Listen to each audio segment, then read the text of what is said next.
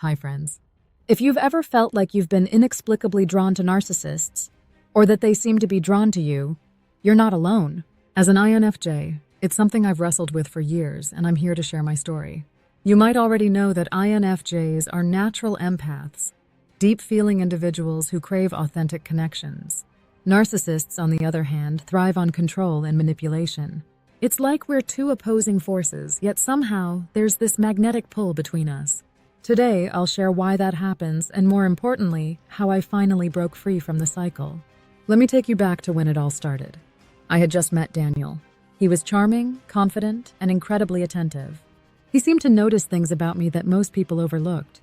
"You're so deep," he'd say, staring into my eyes like I was the most fascinating person in the world. For someone who often feels misunderstood, those words were like a warm hug for my soul.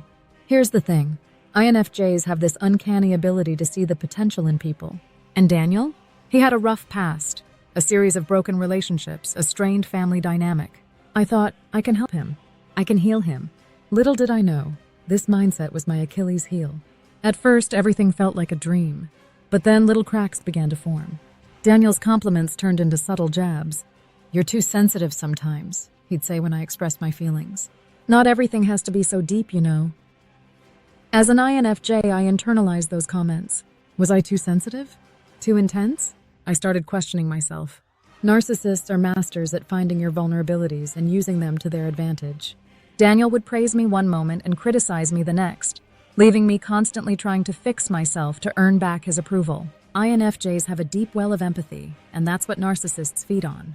Daniel knew how much I cared. He'd share his sob stories late into the night, and I'd sit there offering my full emotional support.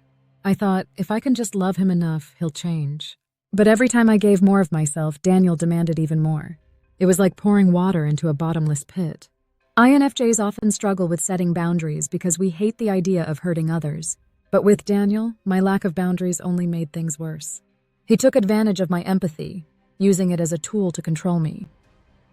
The breaking point came during a fight where Daniel accused me of being selfish. Selfish. Me, someone who had bent over backward to accommodate him. I remember sitting alone that night, feeling completely drained. I didn't even recognize myself anymore. The INFJ who once dreamed of changing the world had been reduced to walking on eggshells around one person. That's when it hit me. Daniel wasn't going to change. No amount of love, patience, or understanding could fill the void inside him. And the longer I stayed, the more I was losing pieces of myself. Breaking free wasn't easy. Narcissists have a way of pulling you back in, making you doubt your decision. Daniel would send me long messages, apologizing, promising to do better, and for a moment I'd feel that familiar pull. But this time I did something different. I started listening to my inner voice, the one I had silenced for so long. INFJs have a deep intuition, and mine had been screaming at me to get out. I also began setting boundaries, something I had avoided for years. I told Daniel, I can't do this anymore. And when he tried to argue, I held firm.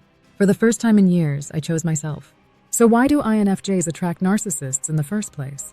Here's what I've learned. First, our empathy is irresistible. Narcissists crave attention, and INFJs give it freely because we genuinely care. Second, we see potential, not red flags. INFJs focus on who someone could be, often overlooking who they really are. And third, we avoid conflict.